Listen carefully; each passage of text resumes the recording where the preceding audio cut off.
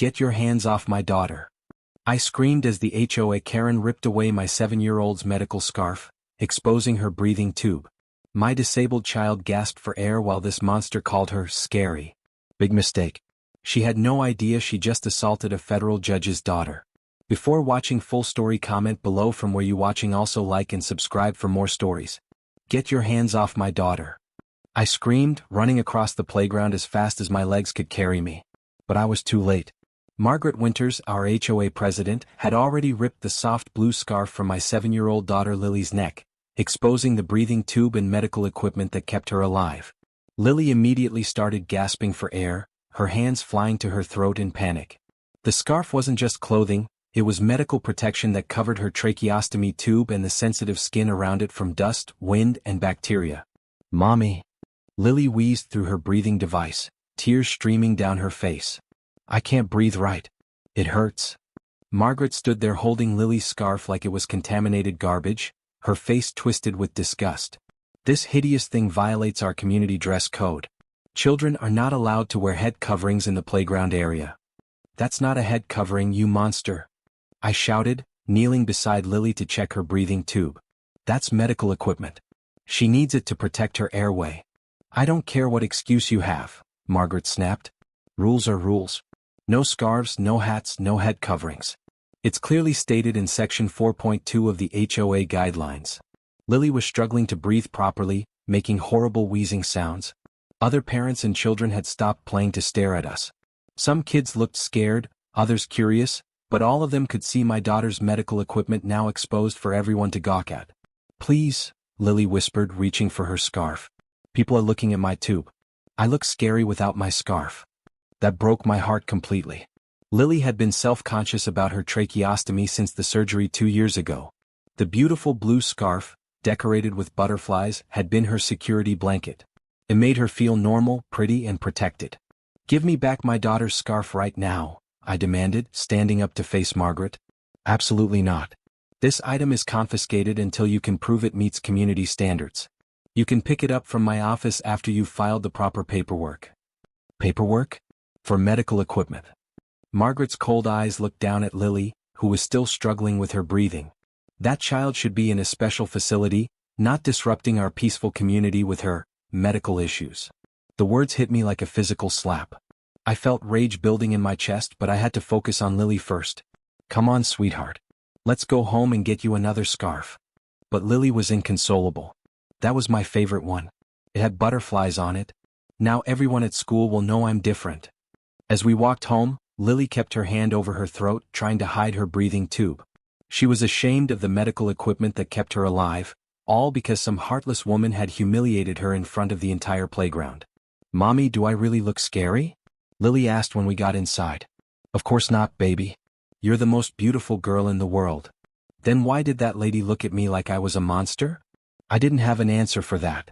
How do you explain cruelty to a 7-year-old? That night, I called the HOA office 3 times to get Lily's scarf back. Margaret's voicemail message was smug and condescending.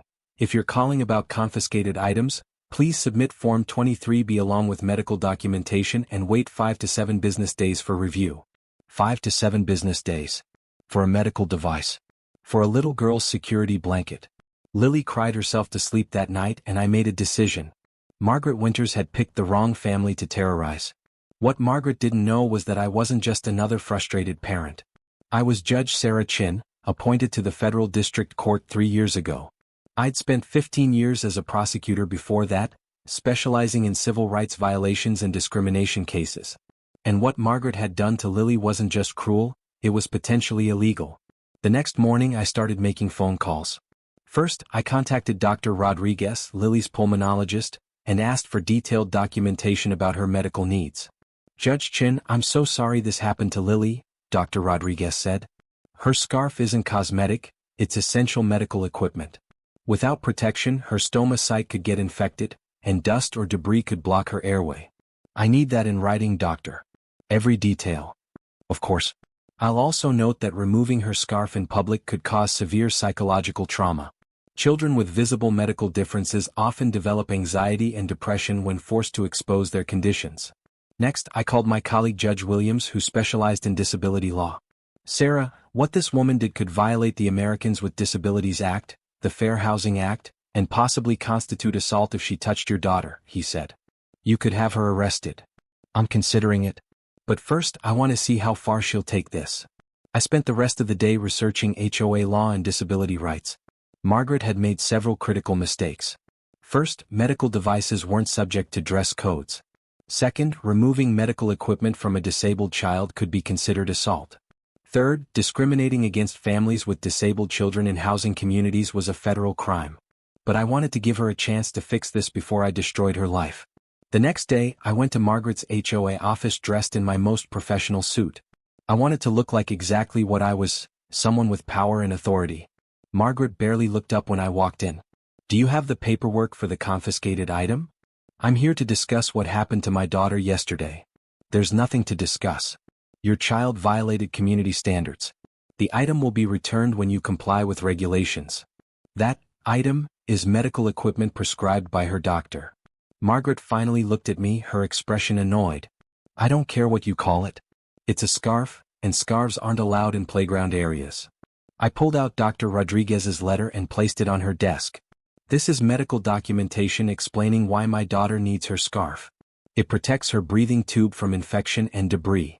Margaret glanced at the letter but didn't read it. I'm not a doctor. I don't interpret medical documents. If you want special accommodations, you need to go through the proper channels. What proper channels? Submit a formal request to the Architectural Review Board, along with medical documentation, photographs of the item, and a $200 processing fee. They meet once a month. A $200 fee? To wear medical equipment.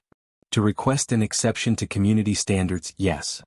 I stared at her in disbelief. She wanted me to pay $200 and wait a month for my disabled daughter to wear her prescribed medical device. Margaret, I'm trying to resolve this reasonably. My daughter needs her scarf back today. And I'm trying to maintain community standards. Your daughter can't get special treatment just because she has problems. Problems. She called Lily's disability problems. Give me my daughter's scarf right now or there will be consequences. Margaret laughed. Consequences? What are you going to do? Sue the HOA. We have lawyers, insurance, and deep pockets. You're just one angry parent. She had no idea who she was dealing with. One angry parent who happens to be a federal judge. The smile disappeared from Margaret's face. What did you say? I'm Judge Sarah Chin, United States District Court for the Eastern District. And what you did to my daughter violates several federal laws. Margaret's face went pale, but she tried to maintain her composure. I don't believe you. Anyone can claim to be a judge. I pulled out my judicial ID and placed it on her desk next to the medical letter. Would you like to call the courthouse to verify? Margaret stared at the ID, her hands starting to shake. This doesn't change anything. I was enforcing legitimate community rules. No, you were discriminating against a disabled child and removing her medical equipment without authority. That's assault, discrimination, and violation of federal disability laws. I didn't assault anyone. I just took a scarf. You physically removed medical equipment from a disabled child, causing her respiratory distress and psychological trauma. In legal terms, that's assault. Margaret was now visibly panicking. Look, maybe we can work something out. I'll give the scarf back and we can forget this happened. Oh, you'll definitely give the scarf back. But we're not forgetting anything. I stood up and looked down at her. Margaret, you had multiple opportunities to do the right thing. You could have listened when I explained it was medical equipment. You could have returned it when I brought doctor's orders. You could have shown basic human decency to a disabled child. I'm sorry. I made a mistake. Yes, you did. And now you're going to face the full consequences of that mistake. I left her office and immediately called the FBI field office. Violating the civil rights of disabled individuals was a federal crime, and I had jurisdiction to request an investigation. Agent Martinez took my statement that afternoon. Judge Chin, we take disability rights violations very seriously. Removing medical equipment from a child could constitute assault under federal law. I want this woman investigated for civil rights violations, assault, and discrimination. We'll start the investigation immediately. That evening, I sat down with Lily to explain what was happening. She was wearing one of her backup scarves, but she kept asking for her butterfly one. Mommy, when will I get my pretty scarf back? Very soon, sweetheart. The mean lady is going to give it back and apologize. Why was she so mean to me? I didn't do anything wrong. Some people are afraid of things they don't understand. But you did nothing wrong and you're perfect exactly as you are. The next morning, Margaret called my house 6 times before I answered. Judge Chin, please, we need to talk. I have your daughter's scarf ready for pickup. Good. Bring it to my house with a written apology. I can't come to your house. Can you come to my office? No. You humiliated my daughter in public, so you can apologize in person at our home. Please, I'm begging you. Don't destroy my life over this. You should have thought about that before you traumatized a disabled child. An hour later, Margaret stood on my front porch, holding Lily's butterfly scarf and a handwritten letter. She looked like she hadn't slept all night. Lily peeked out from behind me, still nervous around the woman who had hurt her. I'm sorry, Margaret whispered, not meeting Lily's eyes. I made a mistake. Look at my daughter when you apologize, I commanded. Margaret finally looked at Lily, and I saw something in her expression change. Maybe it was the first time she'd really seen Lily as a child instead of a problem. Lily, I'm very sorry I took your scarf. I didn't understand that you needed it to stay healthy. You're a beautiful little girl and I was wrong to hurt your feelings. Lily looked up at me, unsure how to respond. It's okay to accept her apology if you want to, sweetheart. Okay, Lily said quietly. But please don't take my scarf again. It makes me feel safe. I promise I won't, Margaret said, and for the first time she sounded genuinely remorseful. But an apology wasn't enough to undo the damage. The FBI investigation revealed that Margaret had a pattern of harassment toward families with disabled members. 3 other families came forward with similar stories of discrimination and cruel treatment. Margaret was charged with civil rights violations, assault, and discrimination under federal disability laws. The HOA board immediately fired her and issued a public apology to our family and the other affected residents. The local news picked up the story, HOA president arrested for removing disabled child's medical equipment. Margaret's mugshot was broadcast across the region, and the story went viral on social media. The community response was overwhelming. Neighbors I'd never met brought flowers, cards, and gifts for Lily. Parents apologized for not intervening at the playground. The school district invited me to speak about disability rights and inclusion. Margaret pleaded guilty to federal civil rights violations. She was sentenced to 6 months in federal prison, 2 years of probation, and 500 hours of community service working with disabled children. During her sentencing, I made a victim impact statement. Your Honor, the defendant didn't just remove a piece of clothing from my daughter. She removed her dignity, her security, and her sense of belonging in her own community. She traumatized a disabled child and violated her fundamental rights as an American citizen. The judge was particularly harsh. Ms. Winters, your actions were cruel, illegal, and inexcusable. You targeted a vulnerable child because of her disability, and you showed no remorse until faced with consequences. This court will not tolerate discrimination against disabled individuals. But the real victory came from the changes that followed. The HOA implemented new policies protecting residents with disabilities and created a fund to assist families with special medical needs. They also hired a disability rights consultant to train all staff and board members. Lily started wearing her butterfly scarf with pride again, but something had changed in her. She was more confident, more willing to educate other children about her medical equipment instead of hiding it. Mommy, why did that lady have to go to jail? She asked one day. Because what she did was against the law. In America, we have rules that protect people who are different, and she broke those rules. Do all judges protect kids like me? We try to, sweetheart. That's part of our job. 6 months later, I received a letter from Margaret in prison. She had been working with disabled children as part of her community service and wanted to share what she'd learned. Judge Chin, she wrote, I know I can never undo the pain I caused Lily, but working with these children has opened my eyes to my own ignorance and cruelty. I see now that Lily's scarf wasn't just medical equipment, it was her confidence, her security, her right to feel normal in her own community. I failed as a human being, and I'm grateful that you held me accountable. She also enclosed a hand-drawn picture made by one of the disabled children she worked with, a butterfly with the words, "For Lily," written underneath. Lily hung the picture in her room, next to a photo of herself wearing her butterfly scarf. The lady learned to be nice, she said simply. A year later, I was invited to speak at a national conference on disability rights. I brought Lily with me and she wore her butterfly scarf proudly as we talked about the importance of inclusion and understanding. My scarf isn't just pretty, Lily told the audience of hundreds. It helps me breathe and makes me feel brave. Everyone should be allowed to wear what they need to feel safe and happy. The audience gave her a standing ovation. Margaret was released after serving 4 months of her sentence.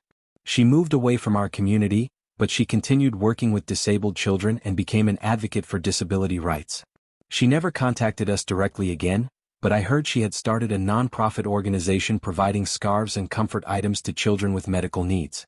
2 years after the incident, Lily started a club at her school called Butterfly Friends, where children with and without disabilities played together and learned about inclusion. She still wore her butterfly scarf every day, but now she wore it as a symbol of pride rather than protection. "Mommy, I'm glad that mean lady took my scarf," she said one day. I was surprised. "Why, sweetheart?" "Because it taught me that I'm strong enough to stand up for myself and help other kids too. Sometimes bad things happen so good things can happen after." My daughter, at 9 years old, had learned something it took Margaret 60 years to understand, that our differences make us stronger, not weaker. The butterfly scarf still hangs in Lily's closet, carefully preserved as a reminder of the day a federal judge's daughter taught an entire community about courage, dignity, and the power of standing up for what's right. And every morning as Lily puts on one of her many scarves before school, she looks in the mirror and smiles. She knows she's beautiful, protected, and free to be exactly who she is. That's a kind of justice that no courtroom can provide, the justice of a child who knows her worth and refuses to let anyone take it away. Margaret learned that lesson the hard way, but she learned it. And in the end, maybe that's the most important victory of all.